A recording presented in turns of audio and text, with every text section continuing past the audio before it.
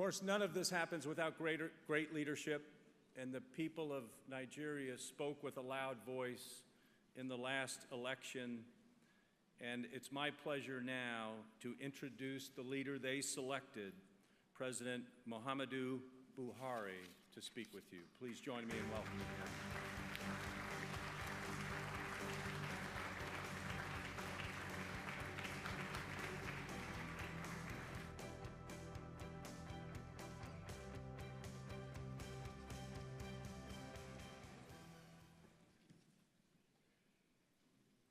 Your Excellencies, Secretary Pritzker, Mayor Bloomberg, distinguished ladies and gentlemen, I am delighted to be present here today at the second edition of the United States Africa Business Forum.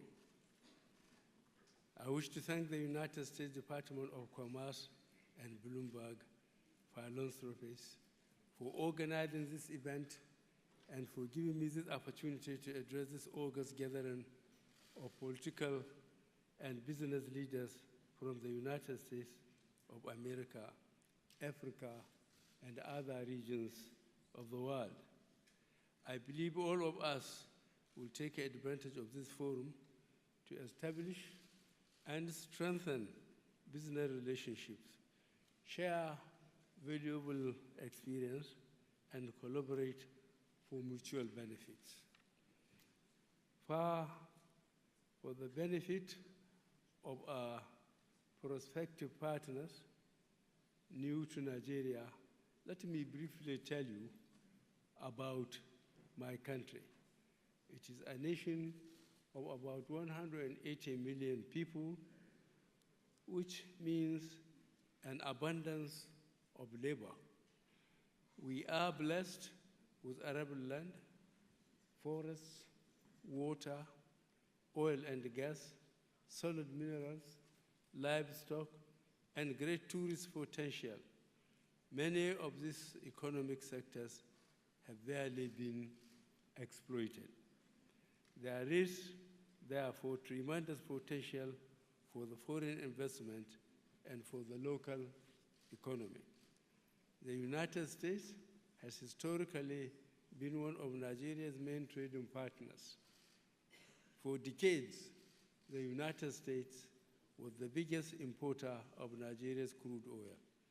In the last 2 years, however, the sharp decline in United States imports of our crude on account of rising domestic production of shale has altered the trade balance between our two countries. But it has also thrown up opportunities for Nigeria to increase its non-oil exports, especially in agricultural products to the United States. But Nigeria enjoys a long and mutually beneficial trade and investment relations with the United States of America. This relationship has culminated in massive inflow of foreign direct investments into Nigeria. There are several United States companies doing business in Nigeria, including ExxonMobil, Chevron, General Electric, IBM, Microsoft, Procter & Gamble, Coca-Cola, Pepsi Company, British American Tobacco Company, UPS, Korea Company, BCG, Johnson Wax Nigeria Limited, Pfizer Pharmaceuticals, to name a few. Furthermore, Nigeria shares with America the democratic culture with respect to the rule of law in business and commercial intercourse. These are no doubt challenging times for the Nigerian economy, but let me use this opportunity to boldly affirm our conviction that there is no crisis without an accompanying opportunity. In our case, we see Nigeria's ongoing economic challenges, occasioned mainly by the fall in oil prices, as an opportunity to set the economy firmly on the path of true diversification, sustainable economic growth, and shared prosperity. Since the inception of this administration in 2015, major efforts have been aimed at ensuring that Nigerians enjoy rising standards of living. We campaigned for and came into office on the back of three fundamental issues. One, securing Nigeria from terrorism and banditry. Two, fighting corruption and ensuring that public funds work for the public good. And three, revamping an economy that was dangerously dependent on crude oil and afflicted by rising inequality and jobless growth. We are pleased to note that our efforts are yielding fruit. On security, hundreds of communities and thousands of people have been liberated from the clutches of terrorists under our watch and are now getting a chance with support from the government and the international community to rebuild their homes and their lives.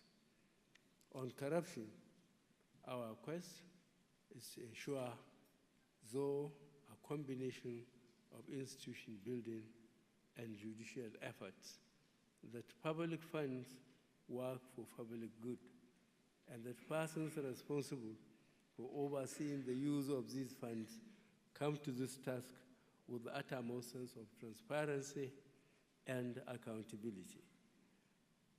Earlier this year, we signed up to the Open Government Partnership, a clear demonstration of our commitment to a radical departure from a past characterized by large-scale state-sponsored corruption.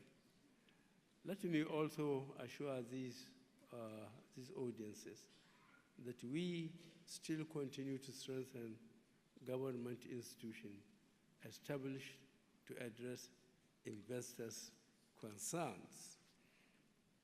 On the economy, we are wearing ourselves from a historical dependence on crude oil, diversifying our economy, and putting it on the path of sustainable and inclusive growth. To this end, we have embarked on policies aimed at establishing an open, rules-based, and market-oriented economy. We will continue to actively engage with the private sector at the highest level to listen to your concerns and to assure you of our commitment to creating enabling policies in which your businesses can survive and thrive.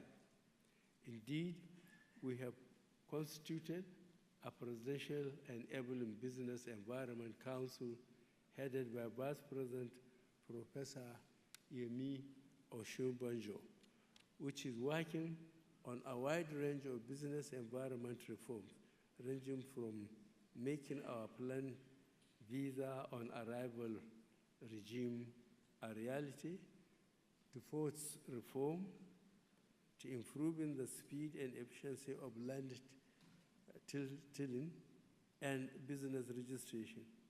We aspire to make Nigeria one of the most attractive places to do business. Let me now focus on the priority investment sectors for our administration: infrastructure, industry, agriculture, mining, and the digital economy. Infrastructure. For far too long, Nigeria has underinvested in the critical infrastructure necessary for a modern economy. Now, that is set to change.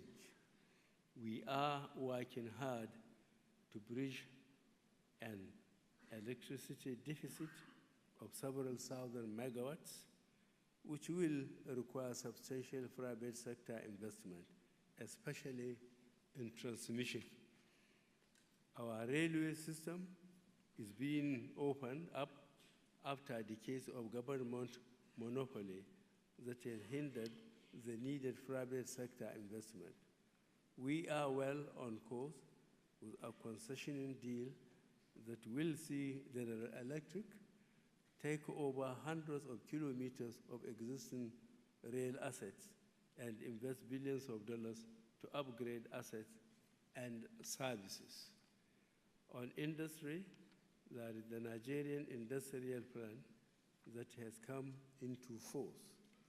The implementation is directly at intervention to improve productivity and output in 5 industrial groups, namely agro-businesses and agro-allied solid minerals and metals, oil and gas, construction, and light manufacturing.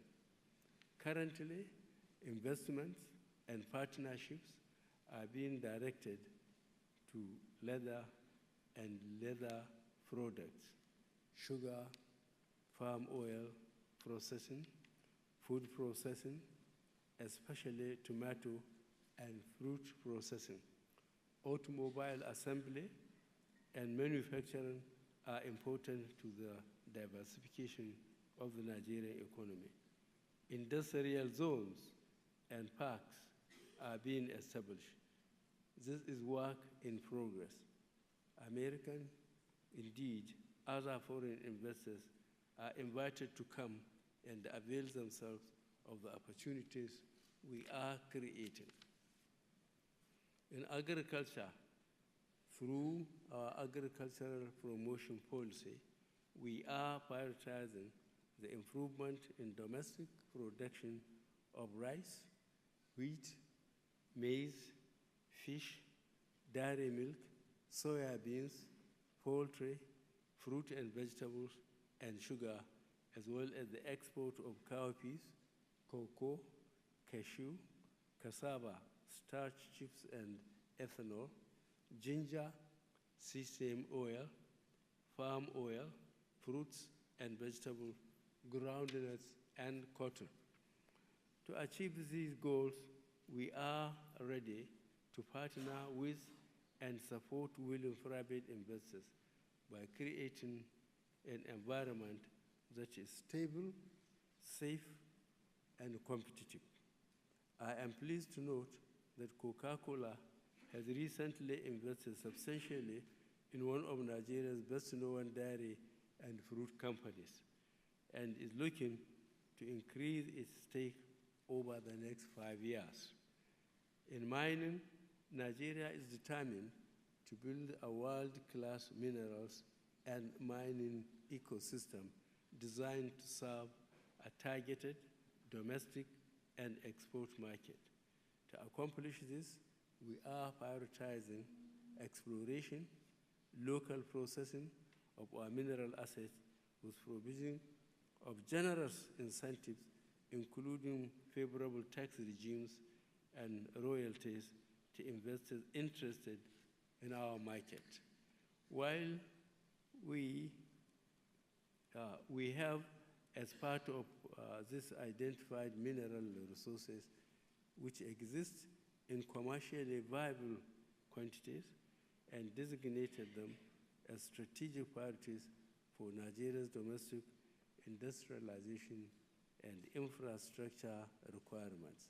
At the same time, we are not unmindful of environmental concerns and safety and welfare of miners. The Nigerian Communications Commission will shortly commence a licensing process for the deployment of broadband infrastructure across metropolitan areas in the country.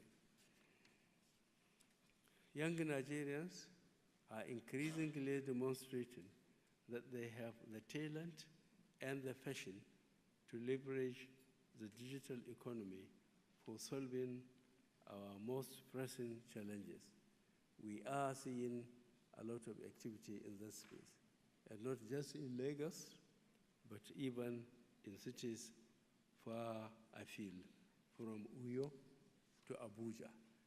There are currently 150 million active mobile phone lines in the country, 60% of which are connected to the internet. I can confidently say that Nigeria is in the early stages of a domestic technology revolution, and the government is paying serious attention and offering its full support. 3 weeks ago, I hosted Mr. Zuckerberg, the founder and chief executive of Facebook, which is now used regularly by 17 million Nigerians, more people than in any other country in Africa. A few months ago, Mr. Zuckerberg invested $24 million in Andela, a technology company that has lent Abiyomi, a Nigerian, a 25-year-old one at that, as one of its co-founders and maintains its main campus in the city of Lagos. On the same day that Mr.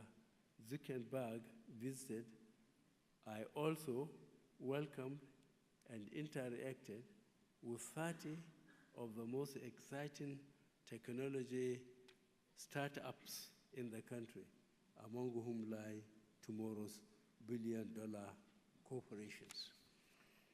Nigeria is keen to move effectively, leverage the African growth and opportunities to boost exports to the United States market. In collaboration with the United Nations Economic Commission for Africa, we have developed a response strategy to boost exports under this act. I urge the American businesses present here to take advantage of the investment opportunity that Nigeria represents. Nigeria remains the #1 investment destination in Africa, with total foreign direct investment inflow of about United States dollars 3.64 billion in 2015. Apart from our domestic market, the largest in Africa, we are also the main gateway to a combined West African consumer market that is about as large as ours, with a median age of 19 and with 70% the population below the age of 36. Nigeria's greatest potential lies in the talent and energy of its youth. Your Excellency, distinguished ladies and gentlemen, we recognize that the economic benefits of our trade and investment relations with the United States and other partners are unambiguous. In order to encourage private capital inflow, we have packaged some fiscal investment incentives, which include the following: up to 5 years of tax holiday for activities classified as foreigner, tax-free operations, no restrictions on expatriate quota in free trade area zones, capital allowances, agriculture, manufacturing, and engineering, a low VAT regime of 5%, among others. Let me use this opportunity to announce the commencement of the latest in the series of bilateral engagements between the United States and Nigeria. The United States-Nigeria Commercial and Investment Dialogue. This dialogue, which will focus on infrastructure, agriculture, the digital economy, investment, and regulatory reform will be jointly led by the Nigerian Minister of Industry, Trade and Investment, and the United States Commerce Secretary, and will include businesses, executives from both countries. By strengthening existing trade and investment lies between our two countries, as well as opening up new vistas. It will complement the work currently being done by the United States Binational Commission, the United States-Nigeria Trade and Investment Framework, and similar initiatives. We very much look forward to the mutual benefits that will accrue from this dialogue.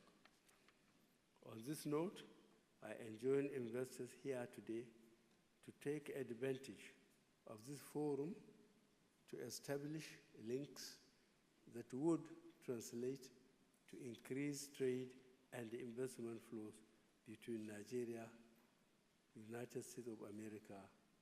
Nigeria welcomes you. I wish you a fruitful deliberation, and thank you very much.